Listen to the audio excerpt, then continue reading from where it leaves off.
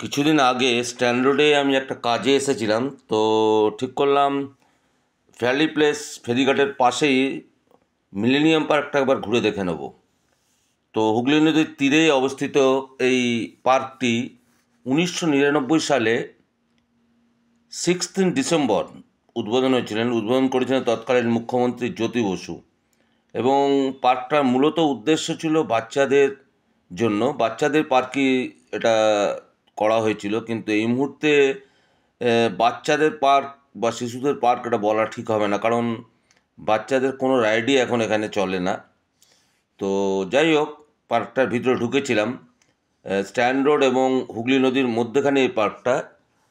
আর এই পার্কে আসতে গেলে হাওড়া শিয়ালদা থেকে অনেক বাস আছে। তাছাড়া হাওড়া ফেরিঘাট থেকে ফেয়ারলি প্লেসে 6 টাকা টিকিটের মাধ্যমে আসতে পারবেন, সেটা লঞ্চে। আর চক্র রেলে বিবাদীবাগ স্টেশনে নেমে তার পাশেই একদম মিলেনিয়াম পার্ক। আর এখানে প্রবেশ মূল্য কিছু নেই। তো চলুন দেখা যাক। এটা অ্যাকচুয়ালি ব্রিটিশ আমলের পোর্ট ট্রাস্টের পাম্প হাউস ছিল।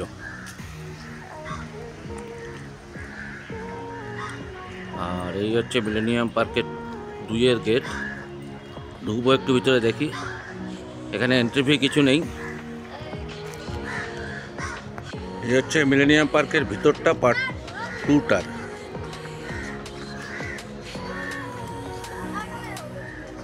ওই যে দ্বিতীয় হেগুলো শুধু কুয়াশায় দেখা যাচ্ছে না, অপূর্ব জায়গা। আর এইদিকে একটা রয়েছে, এটা পড়ার ইভিনিংয়ে এলে ভালো লাগবে, লাইটিং রয়েছে। এই জায়গা থেকে ভিউটা খুব সুন্দর। এক সাইডে হাওড়া ব্রিজ,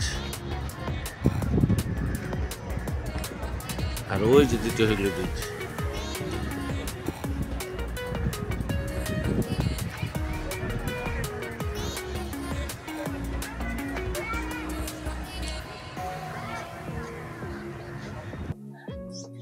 একটা রানী রাসমণির বিরাট বড় স্ট্যাচু রয়েছে। এটা আবরণ উন্মোচন করেছিলেন বুদ্ধদেব ভট্টাচার্য, আর প্রধান অতিথি ছিলেন অশোক ভট্টাচার্য।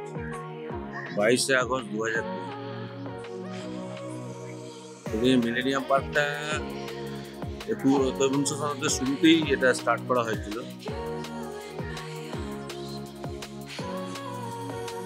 এখানে সুন্দর বসার জায়গা রয়েছে।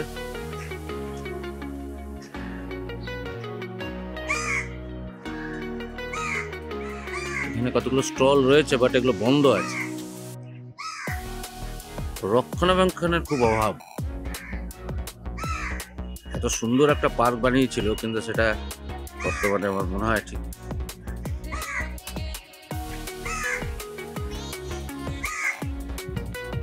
এই টয় ট্রেন,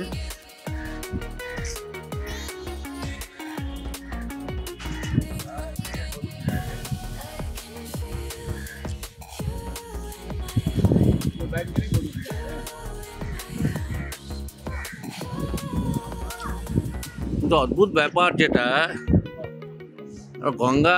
গঙ্গার সাইডে এত সুন্দর এতটা জায়গা নিয়ে একটা পার্ক, তার মেনটেনেন্স নেই। এর কারণটা কি?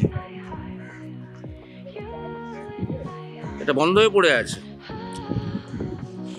টয় ট্রেনটা। বাচ্চারা এত আর রয়েছে, প্রচুর রয়েছে, কিন্তু মানুষজন আছে প্রচুর। তাও আজকে ছুটির দিন নয়।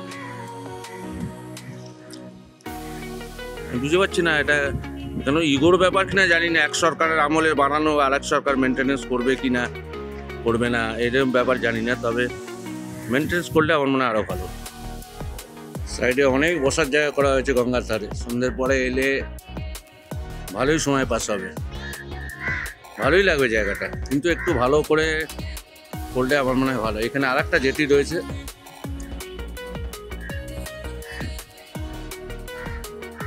দরকার হয় ফ্রি টিকিট না করে যদি 20-30 টাকা টিকিটও করে, আমার মনে হয় তাও মানুষজন আরও আসবে এবং তাতে মেনটেনেন্সটা ঠিক হবে।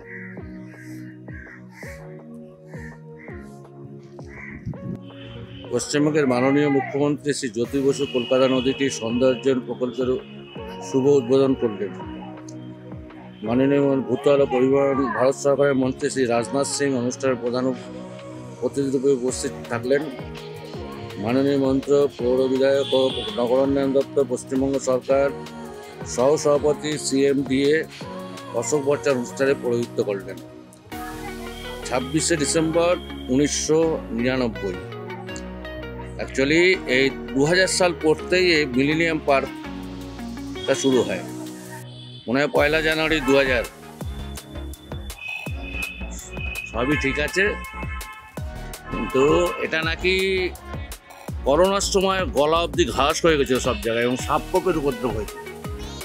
যাই হোক, ওটা তখন প্রাইভেটের ছিল, এখন CMDর আন্ডারে। এটা একটু ভালো করে করলে ভালো করে মেনটেনেন্সটা করলে। এই মিলেনিয়াম পার্কে 2 নম্বরের গেটের বাইরেটা, গেটটার এন্ট্রান্সও এখানে বাইরে কিছু স্টল রয়েছে, খাওয়া দাওয়ার ব্যবস্থা রয়েছে।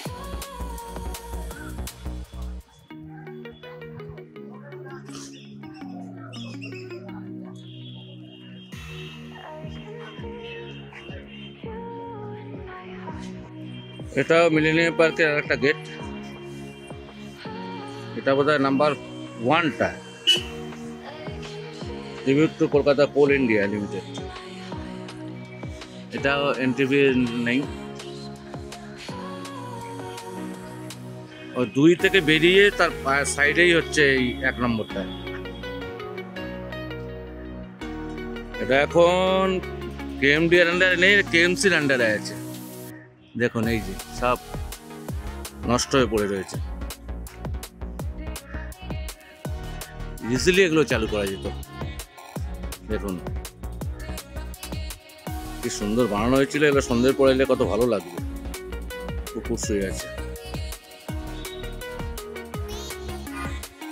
দেখুন সব ভেঙে চুরে পড়ে আছে। কি সুন্দর একটা পার্ক, সব ব্যবস্থা করা হয়েছিল একদম গঙ্গার ধারে।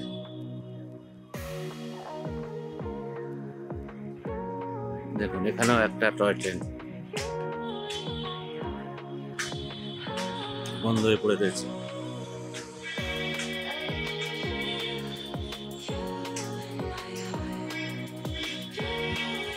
শীতকালে এটা একটা একদিনের ভালো বানানোর জায়গা হতে পারত।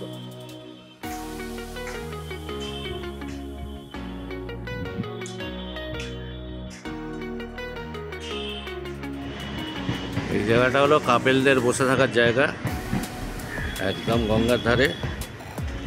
ওইদিকে সব বসে আছে।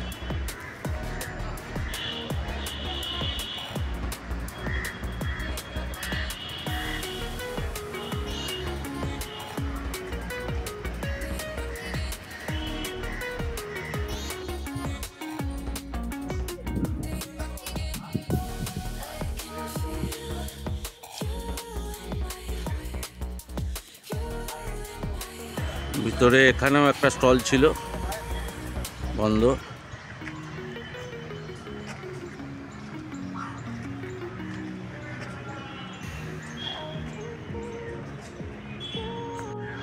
জলবক্ষে যে গোল্ডেন কালারের ক্রুজটা দেখতে পাচ্ছেন, এটা রেগুলার 4 বার এখান থেকে বেলুর যাতায়াত করে। তো তার জন্য রেট আছে, একটা 3 ঘন্টা যায়। একটা হচ্ছে ব্রেকফাস্ট, একটা লাঞ্চ, একটা ইভিনিং, একটা ডিনার। তো ব্রেকফাস্টের জন্য লাগে অ্যাকচুয়ালি 1650 টাকা এবং GST মিলে 1733 টাকা টোটাল পড়ে। এর মধ্যে ব্রেকফাস্ট ইনক্লুড থাকে এবং বেলুড়ে ঘোরাটা ইনক্লুড থাকে। আচ্ছা, তারপর আছে আপনার লাঞ্চে সেটা লাঞ্চ থাকে, ওটা লাগে 2000 টাকা, GST মিলে 2100 টাকা। আর ইভিনিংয়েরটা ইভিনিং স্ন্যাক্স থাকে, ওটাতে আবার 1650 আর ইনক্লুডিং GST 1733। আর ডিনার যেটা ওই ডিনার থাকে, তো সেটাতেও ওই 2000 প্লাস GST, মানে 2100 টাকা। এটা রেগুলারলি 4 বার ছাড়ে। আর এর টাইমিংসটা অ্যাকচুয়ালি হলো, ব্রেকফাস্টটা হচ্ছে 7:30 থেকে 11:30। আর দুপুরে যেটা লাঞ্চ, সেটা হচ্ছে 12:30 থেকে 3:30। আর ইভিনিং যেটা 4টে থেকে 7টা, আর ডিনারটা অ্যাকচুয়ালি 7:30 থেকে 10:30, এই 3 ঘন্টা ধরে এটা ঘোরানো হয়। তো আসতে পারেন, এটা ভালোই লাগবে।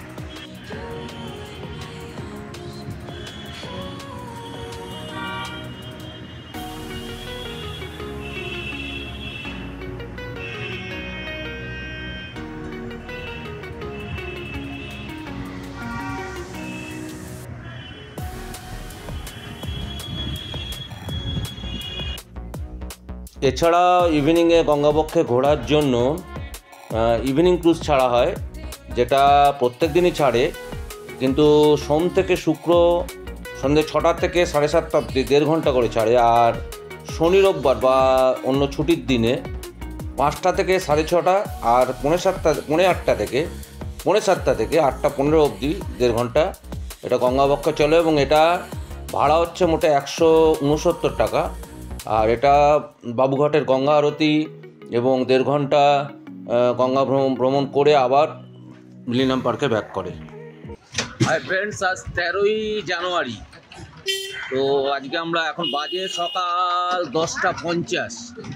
তো আজকে আমরা বেরিয়ে পড়লাম একটা দিদিবাড়ির কাছাকাছি একটা খুব জাগ্রত কালী মন্দির, হাজারাত কালী। তো সেটা পুজো দেওয়ার জন্য বেরোলাম। ওই বাড়ি থেকে 15-20 মিনিট টোটোতেই যাচ্ছি। দেখা যাক সবাই মিলে বেরিয়েছি, 2 ভাগ্নে, দিদি, সবাই মিলে বেরিয়েছি। যাই, চলে এলাম হাজারাত কালী। অ্যাকচুয়ালি এই জায়গাটার নাম হাজারাত কালীতলা। তো এখানে ম্যাক্সিমাম তামিল আর আন্ধ্রা থেকে প্রচুর লোক আছে। এই যে ফুল কেনা হচ্ছে, একদম মন্দিরের সামনেই ফুলের দোকান। ওদিকে মিষ্টির দোকানও আছে, মিষ্টির দোকান, ফুলের দোকান আছে। এবং দেখবেন এখানে নামটার নিচে এটা তামিল ভাষাও লেখা আছে। তো কারণ এখানে তামিলনাড়ু থেকে বা আন্ধ্রা থেকে প্রচুর লোক আসে এবং তারা নিয়মিত আসে। এই জায়গাটাকে অ্যাকচুয়ালি ওলাবিবি তলাও বলা হয়। ওলাবিবির একটা মন্দিরও এদিকে আছে। এই হচ্ছে আমার 2 যমজ ভাগ্নে, একজন বেহাগ, একজন বাহার। তো কানের দিয়ে ওদের নাম রাখা হয়েছিল একদম ছোটোবেলায়। তো ও ব্যাঙ্গালোরে থাকে অ্যাকচুয়ালি। ঠিক আছে, হ্যাঁ দিদি, একটা ফুলের দোকানে ফুল কেনা হয়ে গেছে, চলো। হ্যাঁ হ্যাঁ, মন্দিরের সামনেটা ভিতরে।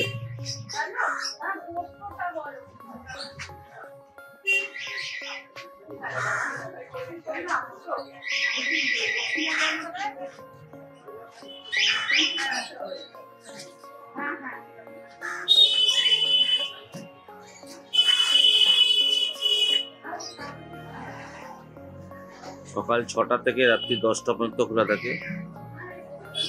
মন্দিরের ভিতরে সেলফি তোলা নিষেধ, মোমবাতি জ্বালানো নিষেধ, ধূপ মোমবাতি জ্বালানো, মাস্ক পরে যায়। জুতো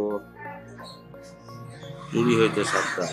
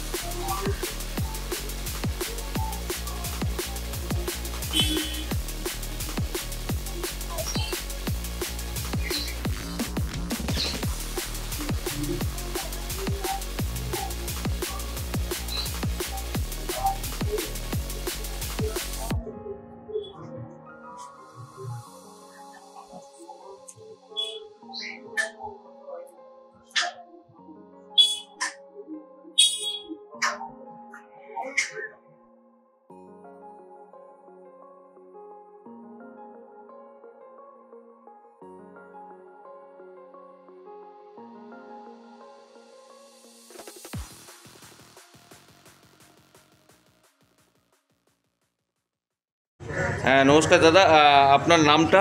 বাসুদেব মুখোপাধ্যায়। হ্যাঁ বাসুদেব মুখোপাধ্যায়, আচ্ছা, বর্তমান সেবায়। আচ্ছা আচ্ছা আচ্ছা, আশুতোষ মুখার্জি যিনি এটার মানে প্রতিষ্ঠাতা, উনি আপনার কে হন? ঠাকুরদাদা। ঠাকুর দাদা, বাহ। আচ্ছা, এই মন্দিরটা তৈরি হয়েছিল কত সালে? 1880। 1880। উনি স্বপ্নাদেশ পেয়ে হ্যাঁ, এটা তৈরি করেছিলেন। আজকে যেন অন্যান্য সমস্ত সাধকদের যেন অর্গানাইজেশন আছে বলে ব্যাপকভাবে প্রচার হচ্ছে, হ্যাঁ। উনি এক গোপন সাধক ছিলেন, আচ্ছা, যা পৃথিবীর বুকে 3টে দেবীকে প্রতিষ্ঠা করে দিয়ে গেছে। হ্যাঁ উনি ব্যাখ্যাও দিয়ে গেছেন এরা কারা। হ্যাঁ আপনি লক্ষ লক্ষ দেবী দেখবেন, কিন্তু 3টে দেবী হচ্ছে মেন: মহালক্ষ্মী, মহাকালী, মহাসরস্বতী। আচ্ছা। এর উপরে বাইরে আর কেউ নেই। আচ্ছা, তার আচ্ছা। অবতার হিসেবে অনেক আছে, আচ্ছা কিন্তু আচ্ছা উনি সেই 3টে রূপ ভারতবর্ষের বুকেতে প্রতিষ্ঠা করে দিয়ে গেলেন। আচ্ছা। উনি এমন এক অন্ত সাধক ছিলেন, সাধারণ মানুষের সঙ্গে মেলামেশা করতেন, জপ ধ্যান, পুজো পাঠ, ধ্যান এইসব নিয়ে রাতভর জেগে থাকতেন। যাই হোক, বলছি এই এই একটা জিনিস দাদা জানতে চাইছি। বাংলায় অনেক মন্দির আছে, কিন্তু এই মন্দিরের বাইরে তামিলনাড়ু ভাষায়, তামিলের ভাষায় একটা নামটা লেখা আছে, এর কারণটা কি? এর কারণটা কি হচ্ছে, হ্যাঁ। এ কেরালের এক সাধিকা, হ্যাঁ। শুভলক্ষ্মী বলে, উনি রোজ পুজো করতেন মায়ের। কোনো সিঙ্গার কি? শুভলক্ষ্মী? হ্যাঁ। হ্যাঁ, সিঙ্গার বোধ হয়। হ্যাঁ হ্যাঁ হ্যাঁ রোজ মাকে পুজো করতেন আর কান্নাকাটি করতেন। হ্যাঁ। মা তুমি কোথায় আছো, তোমাকে কোনোদিন দেখিনি। হ্যাঁ। কিন্তু দেখছো তোমায় পুজোতে যা বর্ণনা দিচ্ছে তা তো বুঝতে পারছি না কিন্তু ব্যাপারটা। হুম ঠিক আছে, তুই আমায় দেখিস নি, আমি তাহলে শিবপুরে জঙ্গলেতে আছি, আয়। হুম বলে সে তখন আরো শিষ্য নিয়ে চলে এসছে। হুম এসে 1933 সালে শুক্রবার ছিল, হুম এসে মাকে দর্শন করে বলে গেল, এই প্রত্যেক শুক্রবার, মানে প্রত্যেক বছরে শ্রাবণ মাসের শুক্রবারে তোমার পুজো হবে। হুম হুম আমি যে দর্শন করে গেলাম, আমার শিষ্যদের বলে দেবো ওরা যেন ফ্রাইডেতে আসবে, হ্যাঁ। শ্রাবণ মাসের যে কোনো একটা শুক্রবারে ওরা এই মন্দিরে পুজো করে। আচ্ছা আচ্ছা আচ্ছা। সেই থেকে ওরা আসছে 1933 সাল থেকে ওদের আনাগোনা সাউথ ইন্ডিয়ানদের খুব। হ্যাঁ, যা শুনেছি। আচ্ছা, আরেকটা জিনিস, এখানে উৎসবটা কবে কবে হয় মেনলি? বুদ্ধ পূর্ণিমায় মায়ের প্রতিষ্ঠা দিবস, আচ্ছা আচ্ছা। তারপর কালী পুজো, দুর্গা কালী পুজো, দুর্গা পুজো। তারপর এই 28 তারিখে রটন্তী কালী পুজো আসছে। আচ্ছা, আচ্ছা, ইনি আচ্ছা। হচ্ছেন আদিশক্তি।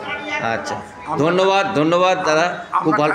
আমরা ঠাকুরদাদা ছিল, হ্যাঁ ঠাকুরদাদা ছিল, হ্যাঁ। তার ঠাকুরদাদা ছিল, কি নাম ছিল, কিরকম দেখতে ছিল, কি করে যাবে, তাহলে আপনি এসছেন করতে। তিনি হচ্ছেন আদিশক্তি। পৃথিবীতে যখন কোনো দেবী ছিলেন না, প্রথম যে দেবী আবির্ভূত হয়েছেন তিনি হচ্ছেন ইনি। আচ্ছা এনার আচ্ছা সহজ নাম হচ্ছে চণ্ডী। আচ্ছা আচ্ছা। আমরা বাড়িতে শুভ কাজ হলে ঠাকুরমশাই বলেন। অ্যাকচুয়ালি মিলেনিয়াম পার্ক আর হাওড়ার হাজারাত কালী, এ দুটো আলাদা আলাদা দিনে রেকর্ড করা, তো দুটো একসাথে আমি একটা ব্লগে দিলাম। তো ব্লগটা আর বাড়াচ্ছি না, যদি ভালো লাগে লাইক কমেন্ট সাবস্ক্রাইব করবেন এবং পারলে শেয়ার করবেন। পরবর্তী অন্য ব্লগে নিশ্চয়ই দেখা হবে, ভালো থাকবেন।